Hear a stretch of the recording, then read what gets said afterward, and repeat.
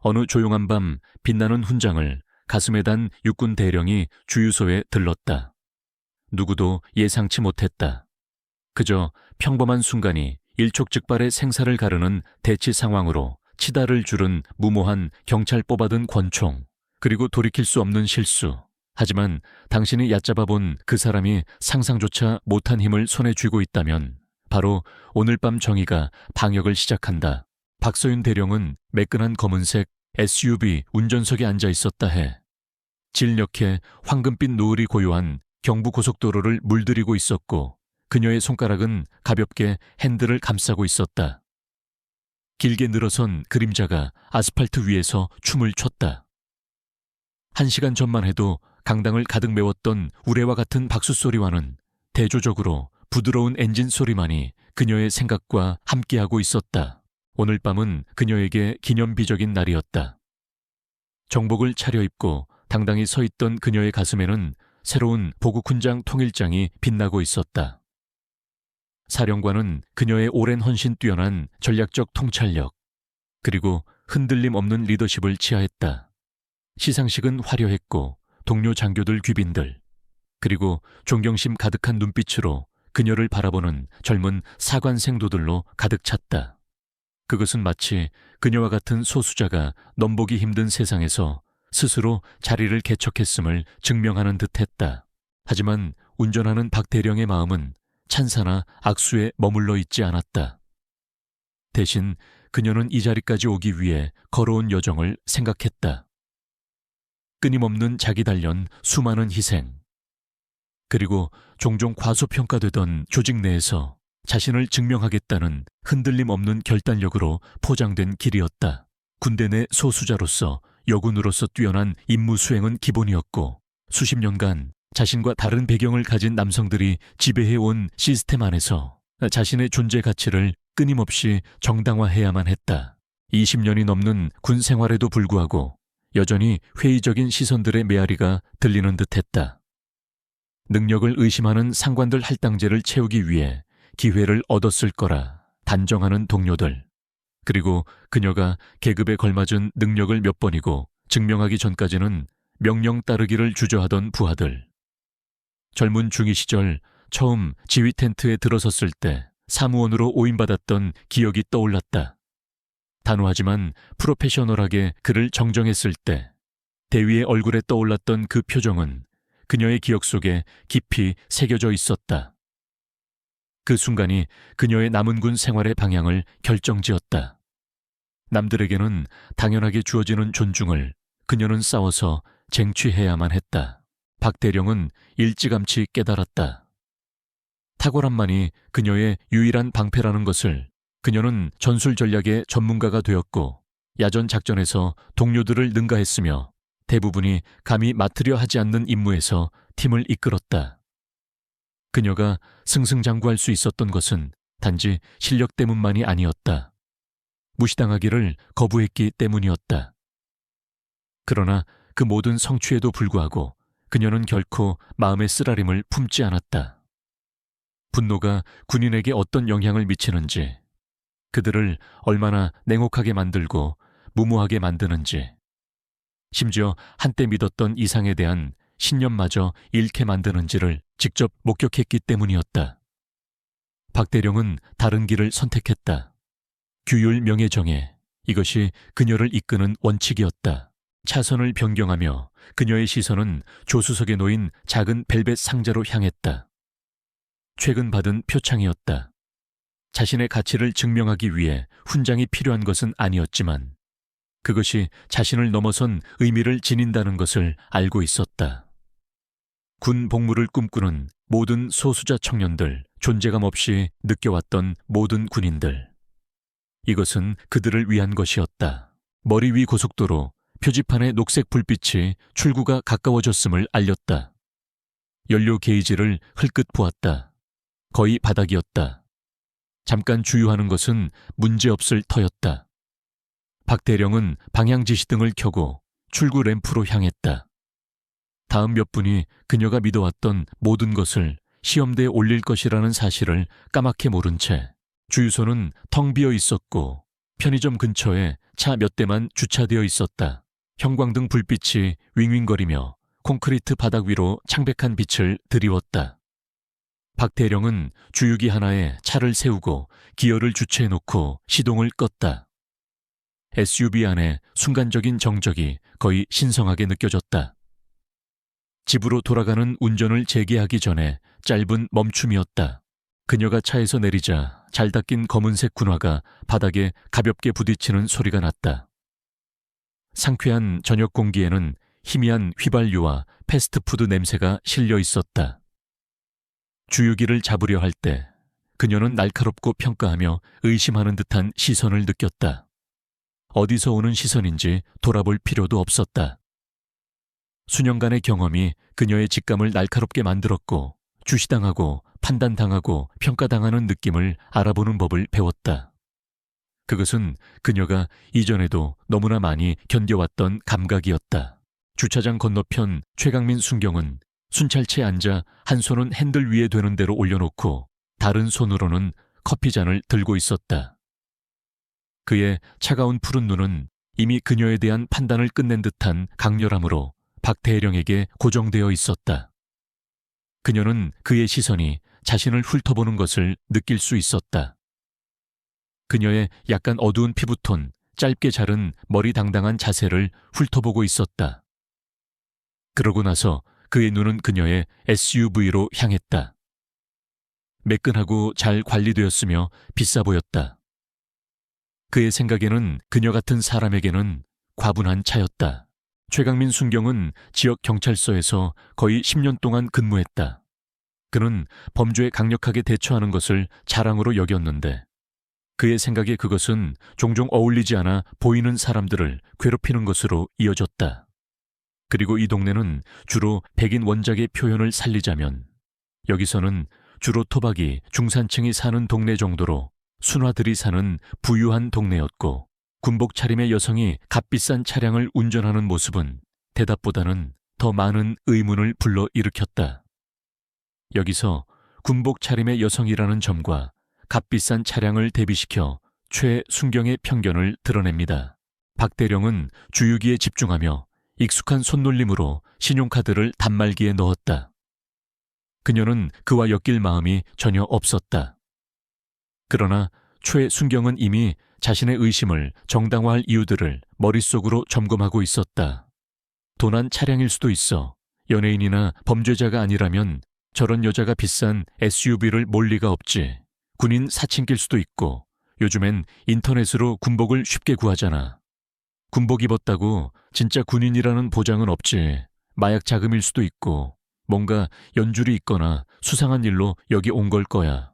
박 대령은 주유캡을 열고 노즐을 삽입했다. 연료가 탱크로 흘러 들어가는 규칙적인 딸깍거리는 소리가 그들 사이의 유일한 소리였다. 그녀의 SUV 조수석에는 최근 받은 훈장이 담긴 벨벳 상자가 반쯤 열려 반짝이고 있었다. 그 옆에는 그녀의 군 신분증이 잘 보이게 놓여 있었다. 하지만 최순경은 알아채지 못했다. 그는 이미 마음을 정한 후였다. 그는 천천히 커피를 한 모금 마셨고 짜증이 속에서 부글거리는 동안 컵을 쥔 손가락에 힘이 들어갔다. 그녀의 자신감 여유로움 같은 것이 그를 거슬리게 했다. 그녀는 긴장하지 않았다. 시선을 피하지도 않았다. 무언가 숨길 것이 있는 사람처럼 행동하지 않았다.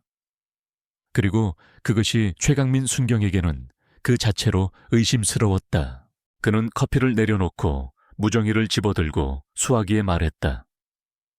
상황실 여기는 한남대로 인근 주유소 의심스러운 차량 16 대신 구체적 표현으로 확인 요청 대기 바람. 잠시 후 무전 교환원의 목소리가 지직거리며 들려왔다. 알겠다. 최순경 지원 필요한가? 최순경은 박 대령을 다시 흘끗 보았다. 그녀는 아무렇지도 않은 듯 그의 존재를 모르거나 아니면 그냥 관심이 없는 듯 당당하게 서 있었다. 그는 코웃음을 쳤다. 아니 괜찮다. 나 혼자 처리하지. 문을 열고 나온 최순경은 허리띠를 고쳐매고 한 손을 홀스터에 얹은 권총 위에 올려놓았다. 박 대령은 문 닫히는 소리를 듣고 천천히 숨을 내쉬었다. 그녀는 이미 무슨 일이 벌어질지 알고 있었다. 이전에도 겪어봤다. 살아왔던 방식이었다. 그리고 이 상황이 어떻게 전개될지 정확히 알고 있었다. 박대령은 주유기를 제자리에 돌려놓고 주유캡을 닫고 운전석으로 돌아왔다. 그녀는 깊은 숨을 내쉬며 시동 버튼을 눌렀다. SUV는 부드럽게 시동이 걸렸고 어스름한 저녁 어둠 속에 계기판 불빛이 부드럽게 빛났다. 경찰관이 여전히 지켜보고 있다는 것을 알기 위해 주위를 둘러볼 필요도 없었다 느낄 수 있었다. 이것은 새로운 일이 아니었다. 고급 상점에서 감시당하고 부촌 동네에서 미행당하고 다른 사람들은 자유롭게 다니는 곳에서 신문당한 적이 있었다. 그것은 그녀가 안고 살아가야 할 현실이었지만 결코 익숙해질 수 없는 현실이었다. 그럼에도 박대령은 흔들리지 않으려 했다. 몸에 밴 침착함으로 그녀는 주유소를 빠져나와 도로로 다시 합류했고 조용한 앞길에 집중했다. 이제 몇 킬로미터만 더 가면 되었다. 그때 그녀는 그것들을 보았다. 번쩍이는 빨갛고 파란 불빛 그 빛깔들이 그녀의 백미러에서 깜빡이며 불길한 섬광으로 차 안을 비췄다. 한숨이 그녀의 입술에서 새어나왔다. 시작이군. 박대령은 속도를 일정하게 유지하며 적절히 방향 지시등을 켠 후 길게 차를 세웠다. 수년간의 훈련은 그녀를 압박감 속에서도 침착하게 만들었다.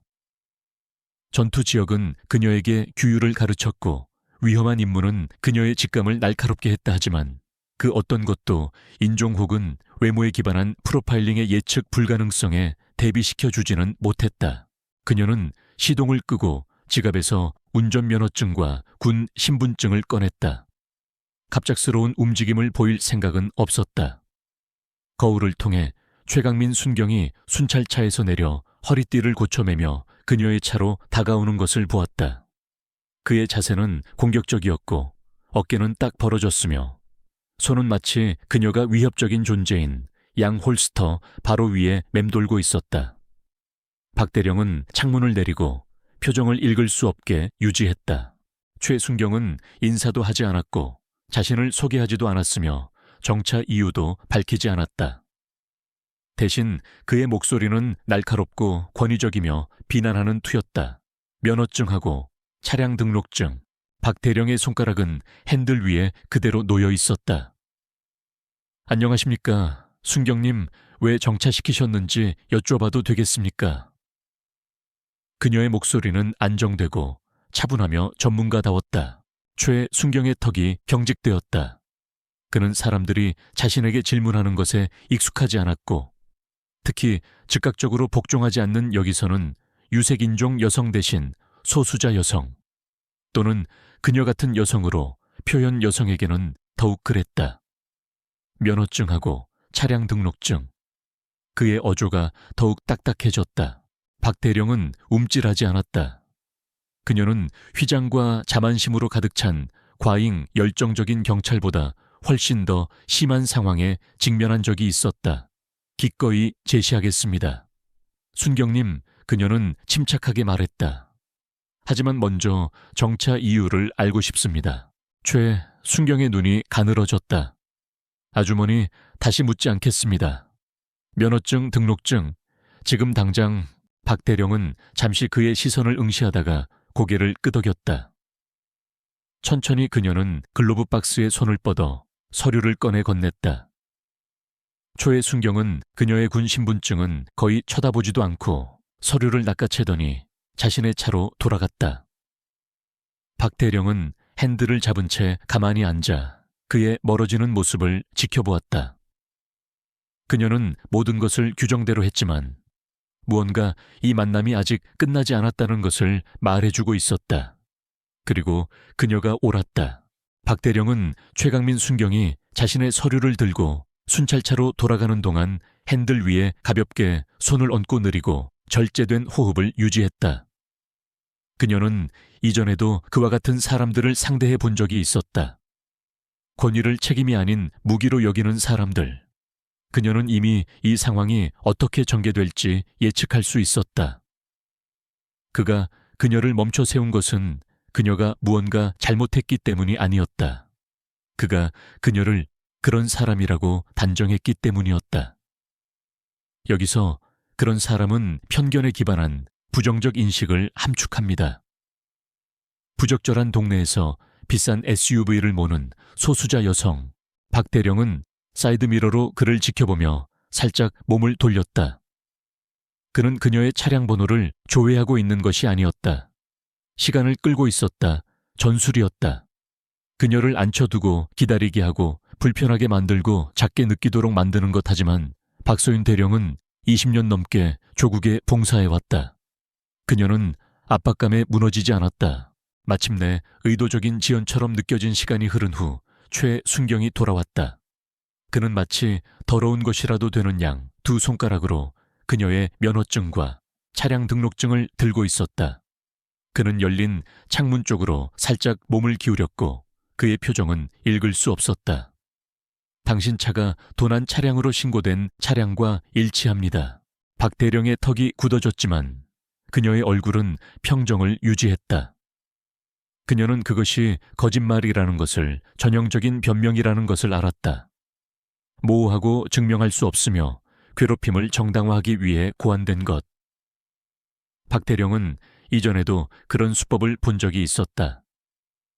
자기 동네에 있는 젊은 소수자 남성들에게, 일상적인 검문으로 정차당한 서민 가정들에게 조국에 봉사했지만 군복을 벗는 순간 범죄자 취급을 받는 군인들에게 사용되는 것을 하지만 그녀는 법을 알았고 그에게 아무런 증거가 없다는 것도 알았다. 그녀는 고개를 살짝 기울였다. 정말입니까? 도난 차량의 차종과 모델명이 어떻게 되는데요? 최순경의 입술이 일자로 굳어졌다. 그는 그녀가 반박할 것이라고 예상하지 못했다. 그건 기밀 사항입니다. 박 대령은 조용히 숨을 내쉬었다. 물론 그랬다. 그녀는 따질 수도 있었고 거짓말이라고 소리칠 수도 있었지만 그러지 않는 것이 낫다는 것을 알았다. 그와 같은 사람들은 진실에는 관심이 없었다. 그들은 통제에 관심이 있었다. 그래서 그녀는 침착한 어조를 유지했다. 순경님, 저는 면허증, 차량 등록증, 그리고 군 신분증을 제시했습니다. 보시다시피 이것은 제 차량이고 저는 아무 잘못도 하지 않았습니다. 이제 가도 되겠습니까? 최순경의 손가락이 허리띠 근처에서 움찔거렸다. 총을 뽑으려는 것은 아니었지만 의사를 전달하기에는 충분했다. 그는 이것이 마음에 들지 않았다. 그녀가 두려워하지 않는 것이 변명하려, 허둥대지 않는 것이, 자신의 권위의 무게에 짓눌리지 않는 것이 마음에 들지 않았다. 채서 내리십시오. 그의 목소리는 날카롭고 딱딱했다. 요청이 아닌 명령이었다. 박 대령은 움직이지 않았다. 무슨 근거로요? 최순경의 콧구멍이 벌렁거렸다.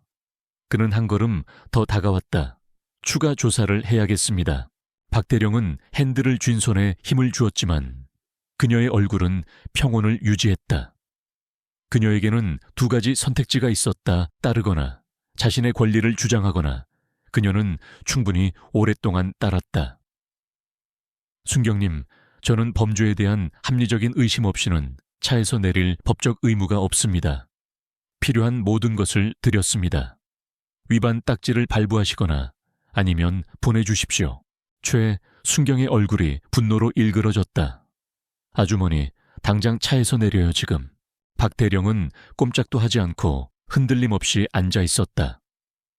그녀는 전쟁터에 있었고 생사를 넘나드는 상황에서 부대를 이끌었으며 자신을 의심하는 사람들로 가득 찬 방에서 존경을 받아냈다. 그녀의 목소리는 여전히 침착했다. 싫습니다. 최순경의 손이 홀스터로 향했다. 그들 사이의 공기가 긴장감으로 지직거렸다. 박 대령은 느낄 수 있었다. 변화 위험 상황이 걷잡을 수 없이 악화될 수 있는 순간 하지만 그녀는 상황을 악화시키는 쪽이 되기를 거부했다. 그녀는 손을 보이게 유지했고 자세는 당당했으며 결의는 확고했다.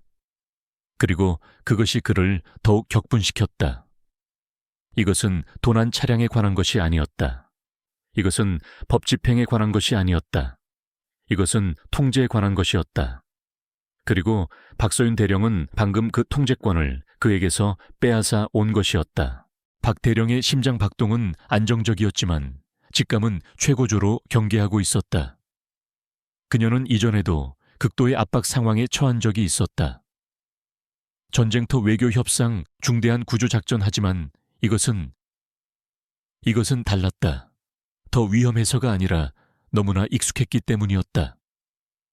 그녀는 이런 이야기를 너무나 많이 보았다. 일상적인 정차 불복종 위협을 느끼는 경찰관. 그리고 그 결말은 너무나 자주 비극적이었다. 박 대령은 또 다른 통계 수치가 되기를 거부했다. 그녀는 천천히 숨을 들이쉬었고 그녀의 마음은 여러 단계 앞을 내다보고 있었다. 증인 없이 차에서 내리면 그녀는 취약해진다. 거부하면 그가 더욱 상황을 악화시킬지도 모른다. 이 순간 그녀의 가장 좋은 무기는 증거였다. 손을 보이게 유지한 채 그녀는 천천히 컵 홀더에 놓인 휴대폰으로 손을 뻗었다. 갑작스러운 움직임 없이 부드러운 동작 하나 엄지손가락으로 가볍게 눌러 녹화를 시작했다. 화면이 희미하게 켜지며 모든 것을 담았다. 번쩍이는 경찰차, 불빛최, 순경에 경직된 긴장감. 그의 목소리에 담긴 공격성, 박 대령은 법을 알았다. 이것은 공공장소에서의 정차였다. 그녀는 녹화할 모든 권리가 있었다. 그리고 상황이 잘못되면 이 영상은 정의와 침묵 사이의 차이를 의미할 수 있었다. 그녀는 휴대폰을 대시보드에 놓으며 미묘하고 자연스럽게 잡는 자세를 조정했다. 최순경의 눈이 그 움직임에 번뜩였고 그의 표정에 무언가 변화가 일었다. 그도 알았다. 그의 콧구멍이 벌렁거렸고 좌절감이 역력했다. 박 대령은 그의 권력 게임에 놀아나지 않았다. 그녀는 당황하지 않았고 허둥대지도 않았으며 그가 심어주려는 공포에 굴복하지도 않았다. 그리고 그것이 그를 격분시켰다. 당장 차에서 내리라고 했을 텐데요. 그의 목소리는 이제 더 커졌고 자세는 더욱 공격적이었다. 박 대령은 움찔하지 않았다. 순경님, 저는 이 명령의 법적 근거를 여러 번 여쭈어봤습니다. 제가 아무런 범죄도 저지르지 않았다면 제 차 안에 머무를 권리가 있습니다. 분노가 한 걸음 더 다가왔고 그의 손은 권총 손잡이를 꽉 쥐었다. 박 대령의 몸이 굳었다. 바로 그거였다. 그 순간 권력 다툼에서 잠재적인 생사 문제로의 전환. 그녀는 이전에도 그런 일이 일어나는 것을 너무나 많이 보았다. 실제 위협이 없을 때 위협을 느끼는 경찰 침착함을 반항으로 오해하는 경찰 배지를 달았기 때문에 자신은 건드릴 수 없다고 생각하는 경찰. 박 대령은 눈도 깜빡이지 않았다. 그녀는 손을 보이게 유지했고 자세는 안정적이었으며 목소리는 절제되어 있었다. 정말로 대한민국 육군 장교에게 총을 겨누실 겁니까? 그녀의 말은 칼처럼 긴장감을 갈랐다. 처음으로 최순경은 망설였다. 박 대령은 그의 눈에 스치는 불확실성의 기미를 보았다. 그는 그런 말을 예상하지 못했다. 그녀가 그토록 권위 있게 자신의 입장을 고수할 것이라고는 예상하지 못했다. 그녀는 계속했다. 당신은 이미 제 신분증을 가지고 있습니다. 제가 누군지 정확히 알고 계시지 않습니까? 저는 명예롭게 이 나라에 봉사했습니다.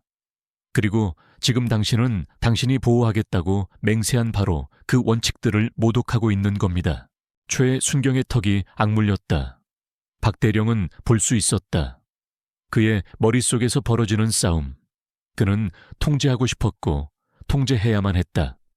하지만 이제 권력은 이동하고 있었다. 그녀는 그의 손가락이 홀스터 근처에서 움찔거리는 것을 보았다. 망설임의 순간, 그의 자신감에 금이 가는 순간 박 대령의 목소리는 침착했지만 그녀의 눈은 부인할 수 없는 강렬함으로 불타고 있었다. 당신에게는 두 가지 선택지가 있습니다. 순경님, 위반 딱지를 발부하시거나 아니면 저를 보내주시거나. 최순경의 턱 근육이 실룩거렸다. 그는 화가 났고 분노를 넘어섰다 하지만 그 역시 바보는 아니었다. 박대령의 몸가짐, 절대적인 확신에 찬 말투. 그녀는 그가 위협할 수 있는 그런 여자가 아니었다. 그녀는 힘을 가진 사람이었다. 그리고 이제 그녀에게는 증거가 있었다. 그의 눈이 대시보드 위에 휴대폰으로 향했다. 녹화 중, 기록 중, 폭로 중 박대령은 그때 보았다. 그가 패배했다는 것을 깨달은 바로 그 순간을 하지만 최강민 순경은 쉽게 패배를 인정하는 그런 남자가 아니었다. 그리고 박서윤 대령은 이것이 아직 끝나지 않았다는 것을 알았다. 길고 숨막히는 순간 시간이 멈춘 듯했다. 박대령의 백미러에 비친 빨갛고 파란 불빛이 긴장된 장면에 일그러진 그림자를 드리웠다. 멀리서 들려오는 낮은 교통소음과 최강민 순경의 불규칙한 숨소리만이 유일한 소리였다. 그때 가죽의 금속이 긁히는 소리가 들렸다. 박대령의 직감이 최고조로 발동했다. 몸은 긴장했지만 최순경이 권총을 뽑는 것을 지켜보는 그녀의 얼굴은 여전히 읽을 수 없었다. 권총이 홀스터에서 빠져나오는 순간 모든 것이 변했다. 최순경은 더 이상 통제권을 쥐고 있지 않았다. 이제 그는 선을 넘었다. 이제 증인들이 있었다. 주유소에 있던 몇몇 사람들은 이미 아까의 고함 소리에 고개를 돌렸었다. 하지만 이제 모든 시선이 그들에게 쏠렸다. 누군가 숨을 헐떡였다. 누군가 소리쳤다. 저 사람 지금 뭐 하는 거야? 박대령은 모든 것을 들었지만 반응하지 않았다. 그럴 여유가 없었다. 대신 그녀는 자신을 안전하게 지킬 유일한 일을 했다.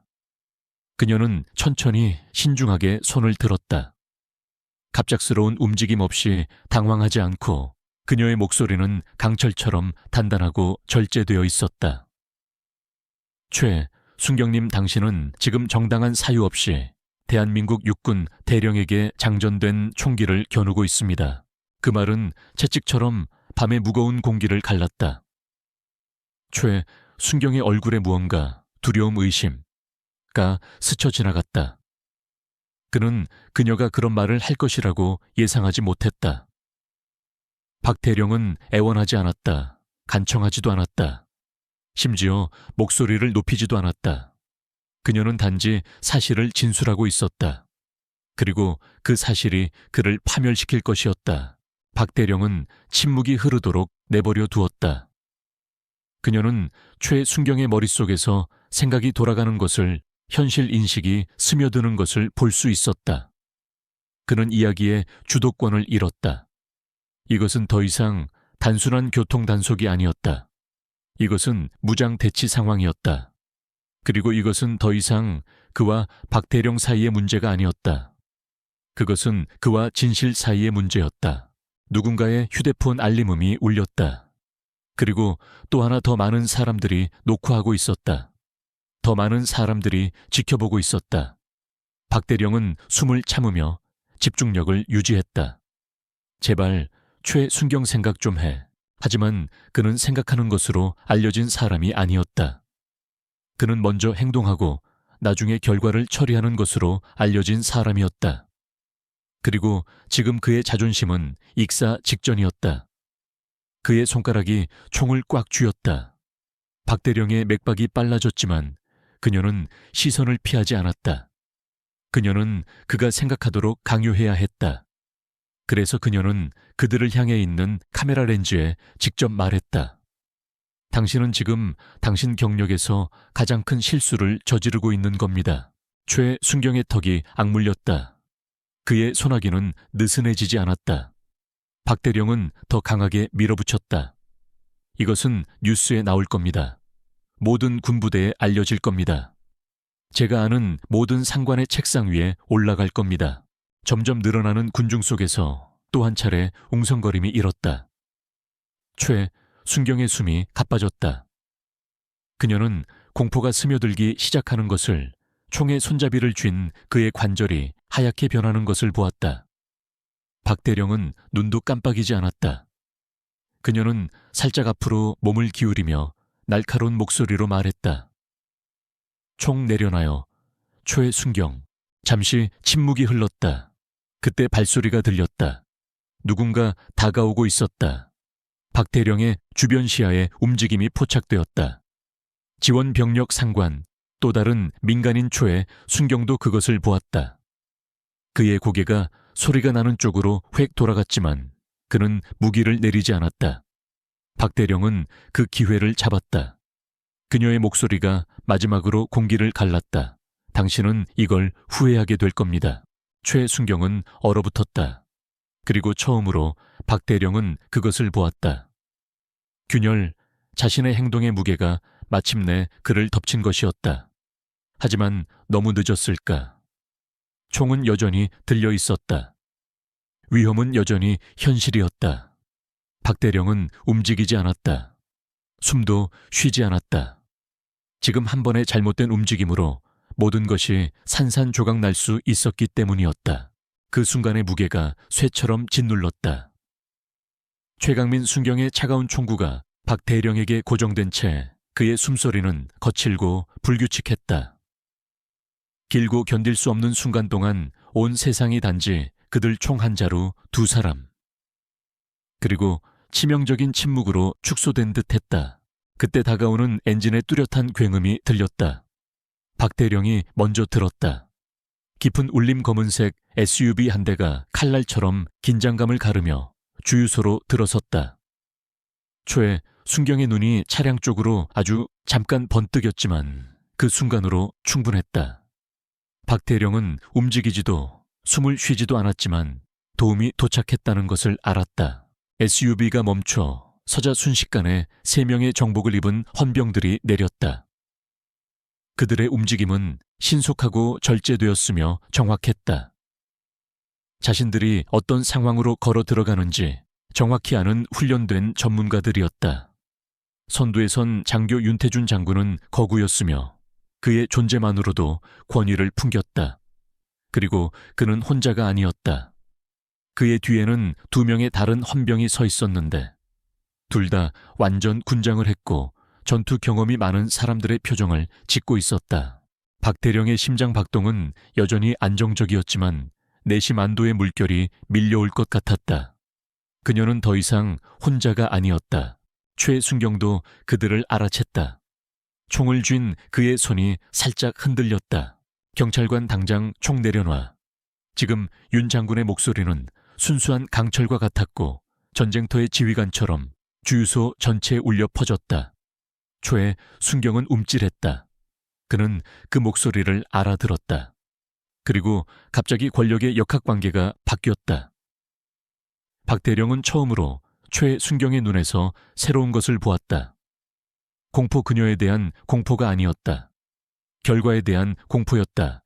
최순경의 턱이 악물렸고 숨이 가쁘고 불규칙했다. 이 시련이 시작된 이후 처음으로 그는 망설였다. 박대령은 보았다. 그의 머릿속에서 빠르게 계산이 이루어지는 것을. 어떻게 여기서 빠져나가지? 총을 내리지 않으면 어떻게 되지? 내리면 어떻게 되지? 군중은 늘어났다. 더 많은 카메라가 나왔다. 더 많은 증인들. 이것은 더 이상 나쁜 결정이 아니었다. 이것은 경력을 끝장내는 일이었다. 그런데도 그는 여전히 망설였다. 윤 장군이 한 걸음 더 다가왔다. 박대령은 절대적으로 가만히 있었다. 다시 말하지 않겠다. 최순경, 윤 장군의 목소리가 칼날처럼 날카롭게 경고했다.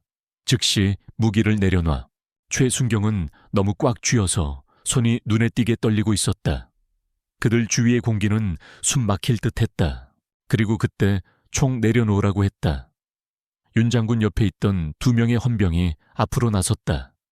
그들의 손은 홀스터에 놓여 있었다. 위협이 아니라 경고였다. 최순경의 온몸이 긴장했다. 턱이 잠겼다. 그리고 마침내 총이 내려왔다. 한 번에 즉시 내려온 것이 아니라 천천히 고통스럽게 마치 모든 것을 잃었다는 것을 깨달은 사람처럼 딸깍 안전장치가 다시 걸렸다. 최순경의 손이 떨리며 권총을 다시 홀스터에 넣었다.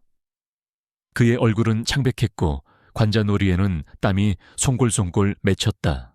박대령은 여전히 움직이지 않고 그를 뚫어지게 쳐다보며 그의 세상 전체가 무너져 내리는 것을 지켜보았다. 진실의 순간이 도래했다.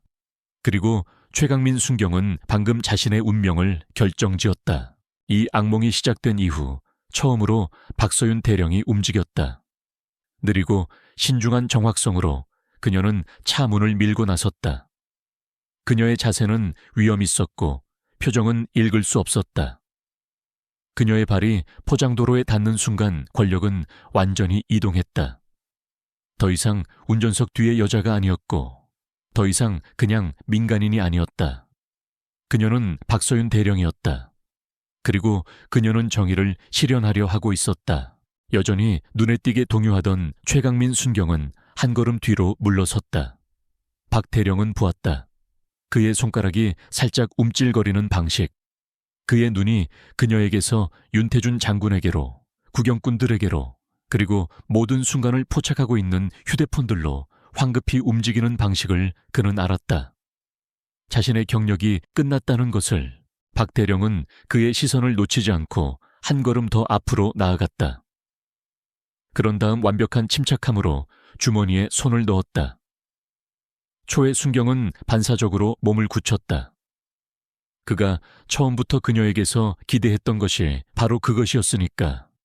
그렇지 않은가, 그녀가 무기를 꺼낼 것이라는 것, 그녀가 잘못된 행동을 할 것이라는 것, 그에게 상황을 악화시킬 빌미를 줄 것이라는 것. 하지만 박 대령이 꺼낸 것은 무기가 아니었다. 그녀의 군 신분증이었다. 그리고 그녀가 그들 사이에 그것을 들어 올리자 그녀의 맑고 흔들림 없는 목소리가 밤을 갈랐다. 나는 대한민국 육군 고위장교 박서윤 대령이다. 그녀는 한 걸음 더 다가가 최순경의 눈을 똑바로 바라보며 말했다. 그리고 당신은 방금 끔찍한 실수를 저질렀다. 그 말은 무겁고 숨막히는 공기 속에 떠 있었다. 최순경은 말을 하지 않았다. 말을 할 수 없었다. 그가 할 수 있는 말은 아무것도 없었기 때문이었다. 완전한 깨달음이 그를 덮쳤다. 그는 훈장을 받은 군장교를 프로파일링했다. 그는 카메라 앞에서 대령에게 총을 겨누었다. 이것은 더 이상 직장에서의 나쁜 밤이 아니었다. 이것은 경력 자살이었다. 군중은 웅성거렸고 휴대폰은 여전히 녹화 중이었으며 그 순간의 무게가 짓눌렀다. 그때 박 대령 뒤에서 얼음 같은 목소리가 들렸다. 윤태준 장군이 앞으로 나서며 마치 먹잇감을 궁지에 몰아넣은 포식자처럼 최순경에게 시선을 고정했다. 그의 목소리는 순수한 강철이었다. 네가 방금 누구에게 총을 겨눴는지 알고 있나? 최순경은 힘겹게 침을 삼켰다. 윤 장군은 대답을 기다리지 않았다. 그는 한 걸음 더 앞으로 나섰고 그의 존재는 위압적이고 숨막혔다. 박 대령이 원했다면 지금 당장 널 체포할 수도 있었어. 박 대령은 여전히 최순경에게 시선을 고정한 채 침묵을 지켰다 하지만 최순경은 그는 무너지고 있었다. 얼굴에서 핏기가 가셨고 손가락은 옆에서 쓸모없이 움찔거렸다. 숨은 고르지 못했고 입은 마치 존재하지 않는 말을 찾는 것처럼 살짝 벌어져 있었다. 왜냐하면 아무 말도 없었기 때문이었다. 변명도 정당화도 없었다. 단지 날 것 그대로의 부인할 수 없는 진실만이 있었다. 그는 망쳤다. 그리고 이제 그는 대가를 치를 것이었다. 새로운 목소리가 장면에 들어왔다. 헌병 중 한 명이 앞으로 나서며 표정은 없었지만 말투는 치명적이었다. 최강민 순경 당신을 불법적인 공권력 사용 혐의로 체포합니다. 그 말은 총알처럼 박혔다. 최순경의 몸이 살짝 움찔했고 그의 손은 본능적으로 항의하듯 올라갔다. 잠깐 금속이 딸깍하는 소리가 났다. 그가 무슨 일이 일어나고 있는지 인지하기도 전에 차가운 강철이 그의 손목을 감쌌다. 수갑 군중 속에서 숨막히는 소리가 터져 나왔다. 누군가 중얼거렸다. 젠장. 헌병은 수갑을 단단히 조였다. 그의 움직임은 신속하고 효율적이었다. 불친절하지는 않았지만 동정심은 전혀 없었다. 최 순경의 가슴이 빠르게 오르내렸고 그의 입이 다시 열려 논쟁하거나 간청하거나 애원하려 했다.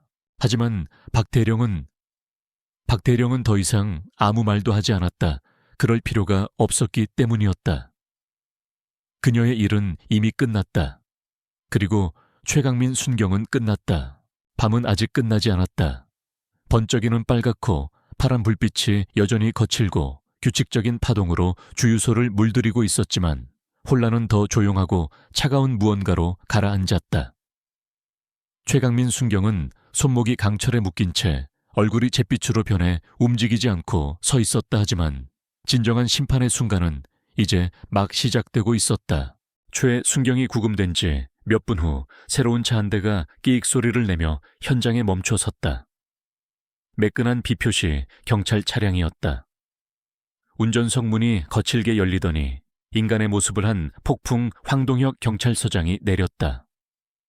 황 서장은 50대 후반의 노련한 경찰관으로 모자 아래로 희끗희끗한 머리카락이 거의 보이지 않았고 제복은 깔끔했지만 그의 넓은 체격에 꽉 끼어 있었다. 그리고 지금 그는 격분해 보였다. 그의 부츠가 포장도로를 쿵쿵 울리며 현장으로 달려갔고 그의 시선은 점점 늘어나는 군중 헌병들 그리고 가장자리에 모여들기 시작한 기자들을 훑었다. 그러다 그의 눈은 수갑을 차고 굴욕을 당한 최순경에게 멎었다. 그리고 바로 그때 그의 분노는 더욱 깊어졌다. 최순경, 황 서장의 목소리는 날카로웠고 거의 억누르지 못했다. 최순경은 고개를 들었고 마치 설명하거나 정당화하거나 애원하려는 듯 입을 열었다 하지만 황 서장은 그에게 기회를 주지 않았다. 대체 무슨 짓을 한 거야? 그 질문은 거의 으르렁거림에 가까웠다. 그 무게에 최순경은 움찔하며 어깨를 움츠렸다 하지만 최순경이 더듬거리며 대답하기도 전에 또 다른 목소리가 끼어들었다. 박대령이 앞으로 나섰다. 그녀는 손을 내밀어 작은 검은색 장치, 그녀의 블랙박스 메모리 카드를 들고 있었다. 그녀는 황 서장에게 그것을 건넸고 표정은 읽을 수 없었지만 말투는 차분하고 단호했다. 보셔야 할 모든 것이 여기 있습니다. 여기. 황 서장의 눈이 그 장치로 향했다가 주저하며 그것을 받았다. 그의 손가락이 그것을 감쌌지만 아직 재생 버튼을 누르지는 않았다. 그럴 필요가 없었기 때문이었다. 아직은 군중 헌병들, 박대령의 얼굴에 쓰인 침묵의 규탄.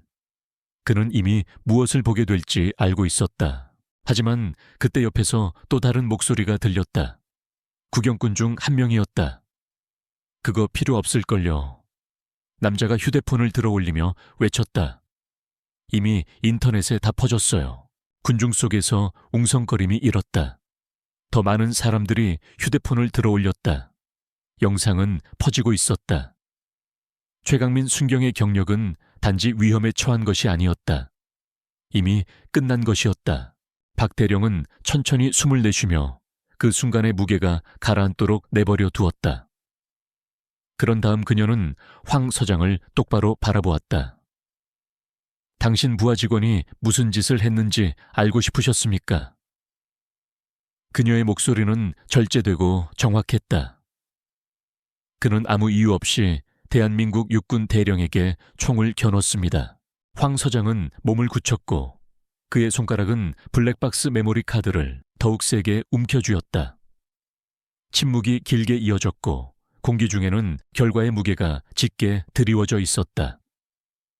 그러다 마침내 그는 짧게 숨을 내쉬었고 턱을 악물었다. 그는 초에 순경 옆에 서 있는 헌병에게 몸을 돌렸다.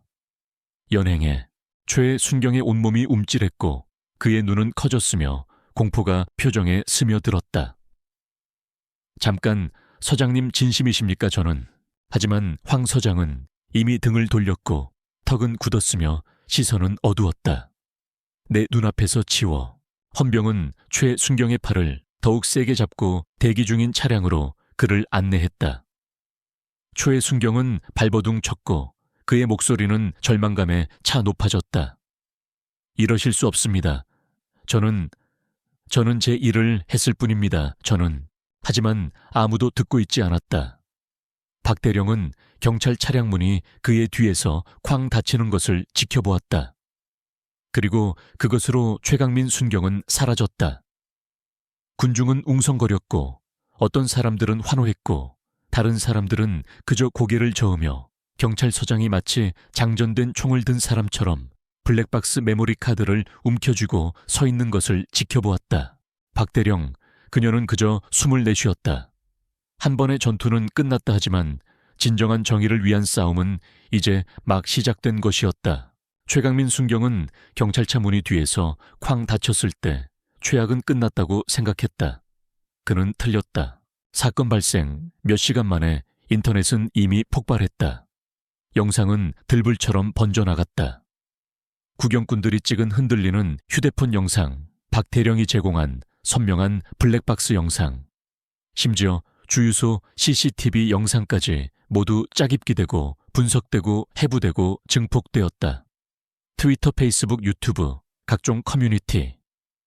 박서윤 대령에게 정의를, 하식자를 경찰 차별, 하식질 최강민 경찰 파면. 같은 해시태그가 전국적으로 유행했다. 6시간 만에 영상 조회수는 1000만 회를 넘어섰다.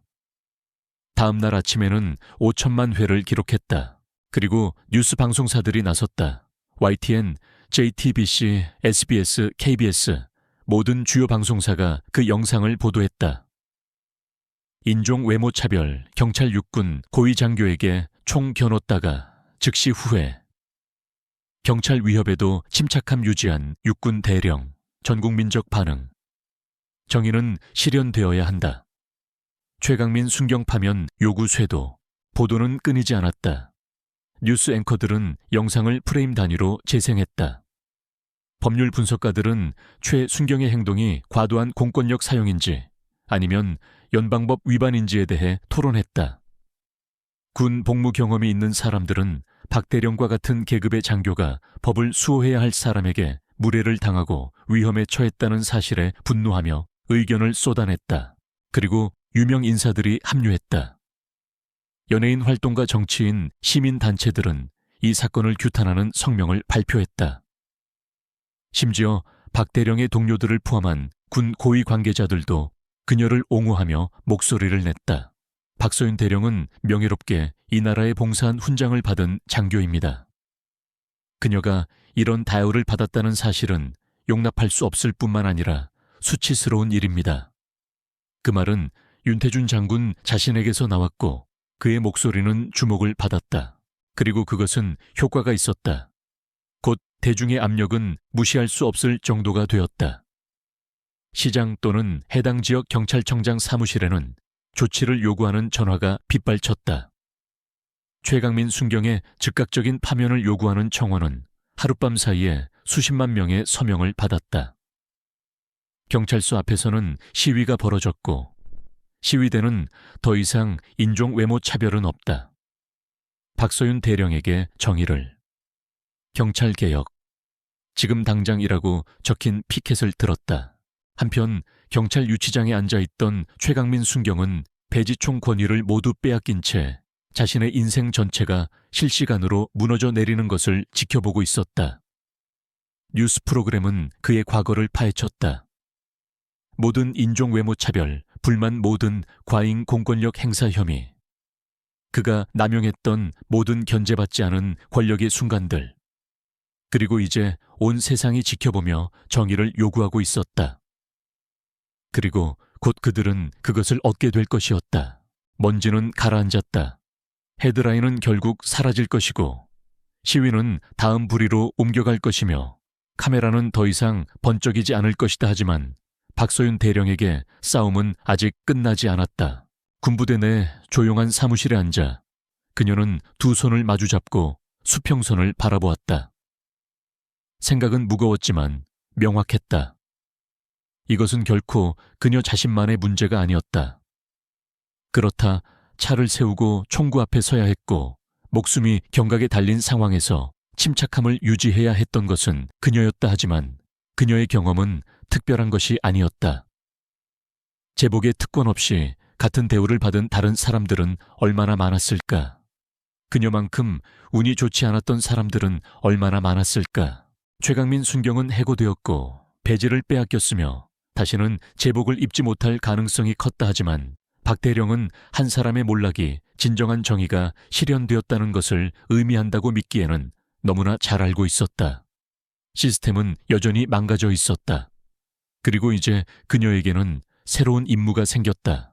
일주일 후 초청장이 도착했다. 전국법집행 책임성 정상회의로부터 온 깔끔하고 공식적인 서한이었다. 박서윤 대령에게 기조연설을 해달라는 요청이었다.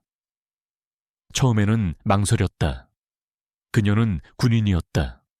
평생을 군대라는 울타리 안에서 명령을 따르고 규율을 지키며 정의를 보장하는 데 바쳤다 하지만 이제 그녀에게는 전쟁터를 넘어선 진정한 변화를 만들 기회가 생겼다. 결정은 명확했다. 그녀는 수락했다. 2주 후 서울 박 대령은 연단에 섰다. 완전 군장을 하고 가슴에는 훈장과 약장이 눈에 띄게 달려 있었다. 회의장은 국회의원 활동가, 경찰서장, 군 지도자, 언론인들로 가득 찼다. 그리고 모든 시선이 그녀에게 쏠렸다. 그녀는 깊은 숨을 내쉬고 말을 시작했다. 저는 이 자리에 서고 싶지 않았습니다. 그녀의 목소리는 안정되고 흔들림 없었다.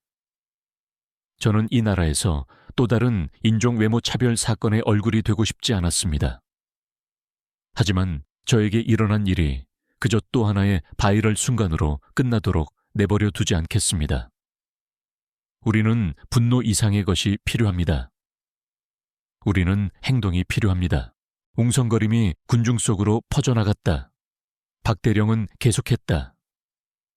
저는 대한민국 육군 대령입니다. 저는 제 인생을 규율 청렴 그리고 이 나라에 대한 봉사에 바쳤습니다. 하지만 제가 단지 좋은 차를 몰고 있는 또 다른 소수자 여성으로 보였을 때 그 모든 것은 아무 소용이 없었습니다. 그녀는 그 진실이 스며들도록 내버려 두었다.